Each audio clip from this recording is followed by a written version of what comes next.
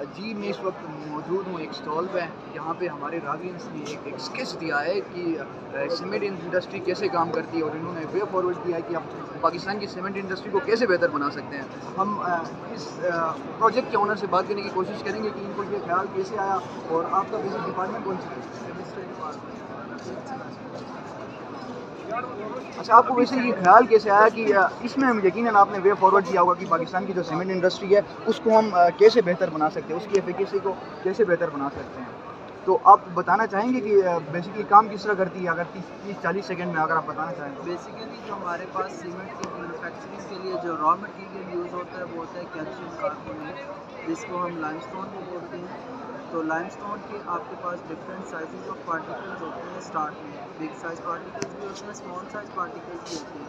तो सबसे पहले जो बेसिक स्टेप आता है सीमेंट इंडस्ट्री की मैन्युफैक्चरिंग का, वो होता है ग्राइंडिंग या फिर क्रैशिंग का, जिसमें आपके पास जो स्मॉल साइज या लार्ज साइज पार्टिकल्स होते हैं वो ग्राइंड होकर किसमें कन्वर्ट हो जाते हैं, स्मॉल साइज पार्टिकल्स में। After the conversion of large particles into smaller particles, the raw materials is then transferred to the raw mill silo, where the impurities from the raw material is removed and we get the pure raw material. We get the pure raw material of limestone. After that, the raw material is transferred to the preheating system, where the raw material is heated at low temperature so that the smaller particles are further broken down into smaller particles. जब आपके पास pre heating से smaller particles बन जाते हैं तो वो smaller particles फिर transfer होते हैं इसमें क्लीन में, जिसमें आपके पास टेम्परेचर बहुत ज़्यादा हाई होता है, अराउंड अबाउट 1450 डिग्री सेंटीग्रेड। इस हाई टेम्परेचर पे जब आपका रॉ मटेरियल जो लाइमस्टोन आर है वो हीटअप होता है, तो आपके पास जो स्मॉलर पार्टिकल्स होते हैं वो कन्वर्ट हो जाते हैं फर्दर फाइनली पाउडर्ड स्ट्रक्चर में या फाइनली पाउडर्ड पार्टिकल्स में, जिसको हम बेसिकली क्लिंकर का नाम देते हैं। जब किल से आपका प्रोडक्ट निकलता है तो उसको हम क्लिंकर का नाम देते हैं। वो देन ट्रांसफ़र होता है किसमें, क्लिंकर कूलर में, जिसमें प्रेजेंस ऑफ फ्रेश एयर की वजह से आपका जो रॉ मटेरियल किल से आ रहा था वो क्या हो जाता है, कूल डाउन होने के बाद आपका क्लिंकर जाता है क्लिंकर सिलो में, जिसमें अगर कोई क्लिंकर में इम्प्योरिटीज़ वगैरह आ गई है तो वो रिमूव कर दी जाती हैं। तो क्लिंकर सिलो में भी आपके पास जो क्लिंकर होगा वो प्योर फॉर्म में होगा, उसमें कोई भी इम्प्योरिटी वगैरह नहीं होगी।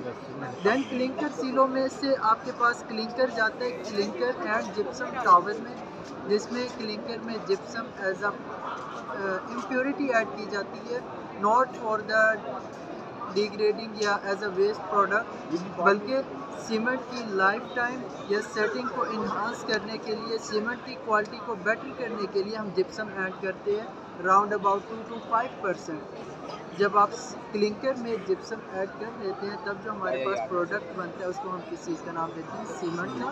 वो जब ट्रांसफ़र होता है सीमेंट मिल्स फिर आता है सीमेंट सिलो में।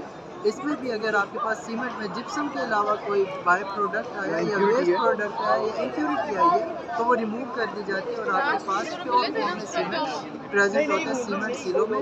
देन आपके पास फर्दर टावर्स आते हैं जिसमें आप अपनी मर्ज़ी के प्रोडक्ट्स ऐड करते हैं ताकि उसकी लाइफ टाइम प्रॉपर्टीज़ चेंज हो जाए। कलर आपने सीमेंट का चेंज करना है, आपने सेटिंग टाइम चेंज करना है सीमेंट का, आपने जो करेक्टरिस्टिक्स ऐड करनी है सीमेंट में वो ऐड कर सकते हैं। After that the cement is stored या पैकिंग होती है in the form of pellets and then stored and then travel to the areas.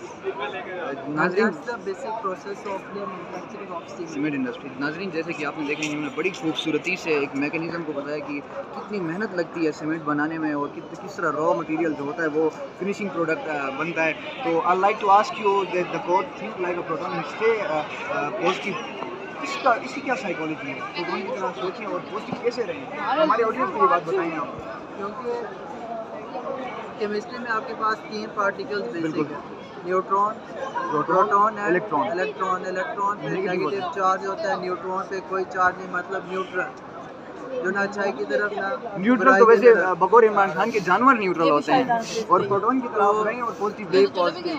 आपने जो चीज़ देखनी है, जो चीज़ सुननी है, हमेशा अपना व्यू पॉजिटिव रखें। आपने जो बुरा सुना है, बुरा देखा है, अपना माइंडसेट आप पॉजिटिव रखें। नाज़रीन, जैसे कि इन्होंने बहुत अच्छा एक कोड बताया कि आप जो भी बातें सुनते हैं तो उनको उनको बेसिकली देखें, अगर आप नेगेटिव सुन रहे हैं तो भी उसको उसमें से पॉजिटिव निकालने की कोशिश करें। ये टिप ऑफ द डे मैं अपने नाजरीन को बताता चलूँ।